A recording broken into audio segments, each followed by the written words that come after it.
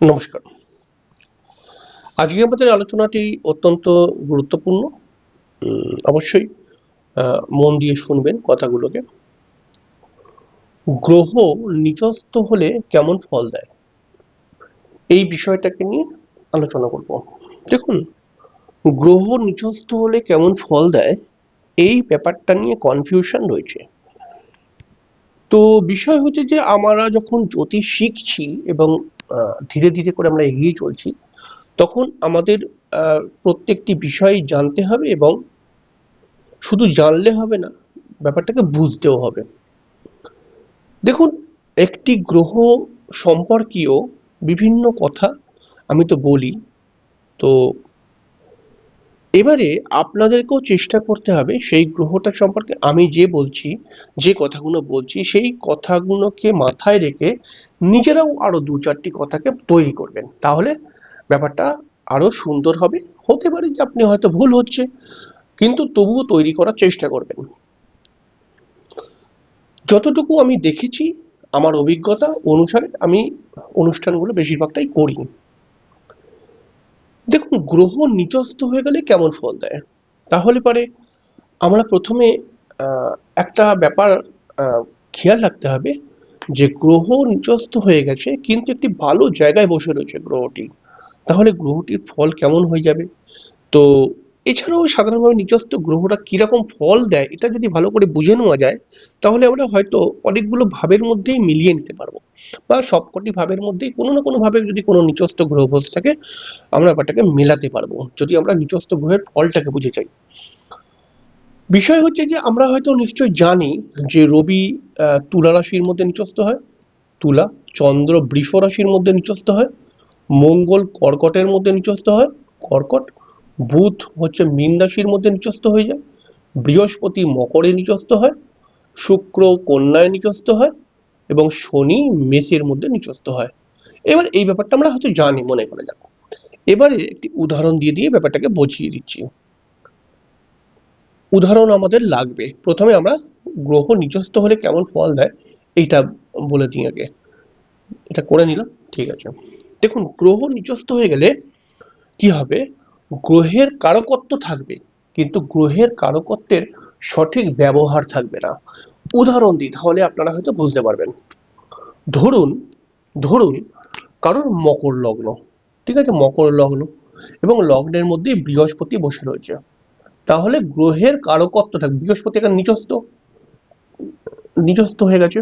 এবারে বিষয়টাকে ভালো করে বুঝুন। আমরা কি বললাম, যে গ্রহ যখন নিচস্থ হয়ে যাবে গ্রহের কারকত্ব থাকবে কিন্তু গ্রহের কারকত্বের সঠিক ব্যবহার থাকবে না।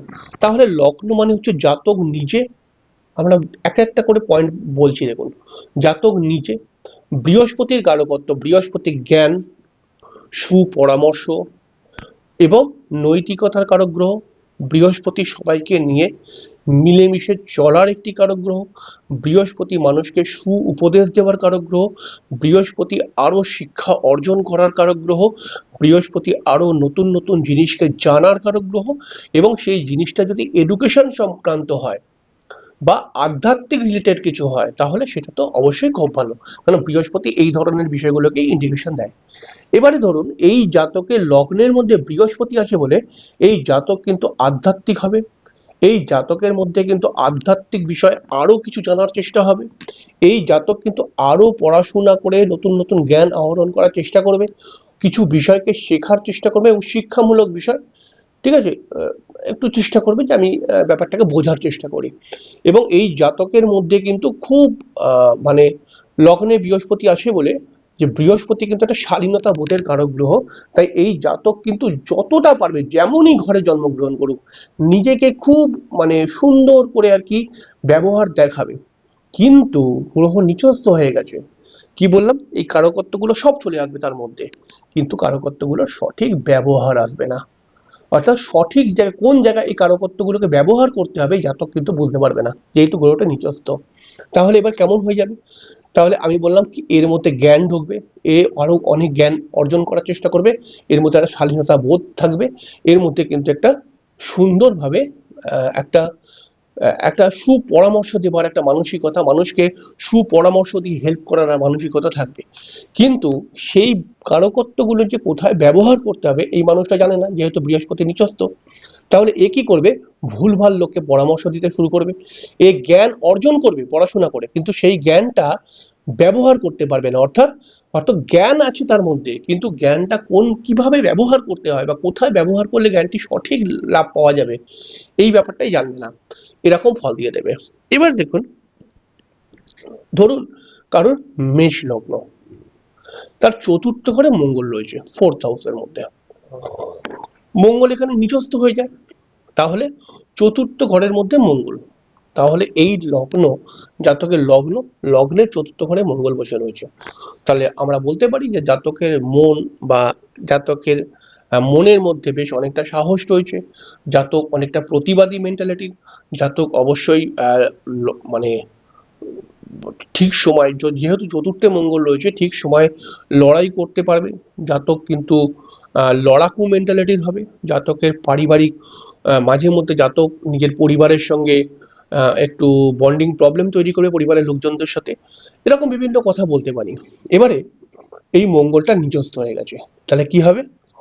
জাতক যথেষ্ট প্রতিবাদী হবে, কিন্তু প্রতিবাদটা কোথায় করতে হয় এই জাতক বুঝবে না। জাতক লড়াকু মেন্টালিটির হবে, কিন্তু লড়াইটা জীবনের কোন কোন ক্ষেত্রে প্রয়োজন সেই সব ক্ষেত্রে প্রয়োগ করবে না। অর্থাৎ যেখানে লড়াইয়ের প্রয়োজন নয় সেখানটা লড়াইয়ের ময়দান বলে মনে করবে, আর যেখানটা লড়াই প্রয়োজন সেখানে এই লড়াই করবে না, চুপচাপ হয়ে থাকবে। জাতক যথেষ্ট গরম মেন্টালিটির হবে, যেহেতু লগ্নের ফোর্থ হাউসে মঙ্গল রয়েছে। তার মানসিকতা কিন্তু সবসময় তার একটা উগ্রতা ব্যাপার থাকবে, কিন্তু জাতক উগ্রতা দেখাবে না, এবং কোথায় উগ্রতা দেখাতে হয় সেটা জাতক বুঝবে না। অর্থাৎ যেখানে উগ্রতার প্রয়োজন নেই সেখানে উগ্র হয়ে দেখিয়ে দেবে, যেখানে উগ্রতার প্রয়োজন সেখানে সে চুপচাপ হয়ে থাকবে। কি বলতে চাইছি বুঝতে পারছেন? এরকম ফলটা দেবে কিন্তু। এবার ধরুন মনে করা যাক এই লগ্নের, এই লগ্নেরই কথা বলছি, এই লগ্নের ষষ্ঠ ঘরের মধ্যে শুক্র বসে রয়েছে, ষষ্ঠ ঘরের মধ্যে শুক্র বসে রয়েছে। এবারে ষষ্ঠ ঘর থেকে আমরা কি বিচার করি? ষষ্ঠ ঘর থেকে আমরা চাকরি বিচার করতে পারি, ষষ্ঠ ঘর আমাদের রোগের ঘর, ষষ্ঠ ঘর আমাদের শত্রুর ঘর, ষষ্ঠ ঘর আমাদের লড়াইয়ের ঘর বলতে পারি। এবার এখানে শুক্রের মতো গ্রহ বসে আছে, তাহলে দেখুন শুক্র তো খুব একটা লড়াই ঝামেলার গ্রহ নয়। এবারে কি হবে? শুক্র এখানে বসে থাকার জন্য এ কিন্তু শুক্র রিলেটেড প্রফেশনে যাবার চেষ্টা করতে পারে, সেই বিষয় নিয়ে পড়াশোনা করতে পারে, সেই বিষয়ে। ধরুন একটা একটা ছোট উদাহরণ দিই, খুব বড় জায়গায় যাবো না। ধরুন লগ্নের সিক্সথ হাউসে শুক্র বসে রয়েছে কোনো মহিলার জন্মছকে। এইবার ষষ্ঠ ঘর থেকে আমরা চাকরি বিচার করি। একজন মহিলা ভাবনা চিন্তা করতে পারে যে আমি বিউটি রিলেটেড কোর্স করে বিউটিশিয়ান হবার একটা চেষ্টা করি, ঠিক আছে? এবারে জাতক বিউটি রিলেটেড কোর্স করলো মনে করা যাক। এইবার কোর্সটা করে দিল, কমপ্লিট করলো, কিন্তু কোর্সটার ব্যবহার কিন্তু সঠিক জায়গায় করার মতো জায়গা পাচ্ছে না। অর্থাৎ নয় সে ব্যবহার করতে পারছে না কোর্সটা, অর্থাৎ যেরকম যেরকম শিখেছিল বিউটি রিলেটেড সেই রকম ভাবে ব্যাপারগুলোকে করতে পারছে না। আর হয়তো সে আরেকটা হতে পারে, আর করার মতো জায়গাই পাচ্ছে না, মানে কোর্স করে বসে রয়েছে কিন্তু সেই কোর্সকে ইউটিলাইজ করার জন্য জায়গাই পাচ্ছে না। কি বলতে চাইছি বুঝতে পারছেন? তাহলে ধরুন এখানে, ধরুন আরেকটা উদাহরণ দিই, শনি এখানে লগ্নে বসে রয়েছে। তাহলে লগ্নে শনি যদি বসে থাকে তাহলে শনি একটি তিক্ততা তৈরি করে। শনি মাঝে মধ্যে লগ্নের মধ্যে যখন নিচস্থ হয়ে থাকবে তখন শনি সাধারণভাবে লগ্নে থাকলে পারে কিন্তু একটু এই সমস্ত মানুষদেরকে দেখবেন যদি লগ্নে শনি থাকে তারা বেশ অনেকটাই প্রতিবাদী হয়, এবং বিচক্ষণতা তাদের মধ্যে দেখতে পাওয়া যায়। এবং লগ্নের শনি কিন্তু বেশিরভাগ সময় দেখা যায় যে সে সব বোঝে, সব কিছু, মানে লগ্নের মধ্যে শনি থাকলে পারে আমি যেটুকানি দেখেছি যে সে সব বোঝে, মানে যেই দিক দিয়ে তাকে প্রশ্ন করবেন সে তার মুখে চুপচাপ নেই, সে অ্যান্সার দেবেই এবং বলে দেবে সে যে আমি জানি এই বিষয়টা, মানে এরকম একটা তার মধ্যে প্রবণতা দেখতে পাওয়া যায়। কিন্তু এত কিছু জেনেও সে কিছুই করতে পারবে না। এত এত কিছু জেনেও সে কত কিছু জানে, কিন্তু জানার পরেও সে কিছু করতে পারছে না। সে বলছে আমি কিছুই করতে পারছি না, আমি কি করব, আমাকে জ্যোতিষের কাছে যেতে হবে, হ্যাঁ আমার কোনো গ্রহ মনে হয় খারাপ আছে, তো ঠিক করতে হবে প্রতিকার টতিকার করে, কারণ আমি কিছুই করতে পারছি না। এবার তার সঙ্গে যদি পার্সোনাল কথা বলেন, দেখবেন সে কত কিছু জানে। তাকে রাজনীতি নিয়ে প্রশ্ন করবেন, সে রাজনীতিরও অ্যান্সার বলে দেবে। তাকে যদি খেলা নিয়ে প্রশ্ন করেন, তাকে সে খেলারও অ্যান্সার বলে দেবে। তাকে যদি যে বিষয় নিয়ে প্রশ্ন করবেন, ঠিক আছে, সেই বিষয় সম্পর্কে তার কিছু না কিছু ধারণা আছে। কিন্তু তারপরেও, অর্থাৎ এত রকম ধারণা আছে মানে সে যথেষ্ট বুদ্ধিমান, তার স্মৃতিশক্তি যথেষ্ট ভালো, কিন্তু তারপরেও সে কিছু করতে পারছে না।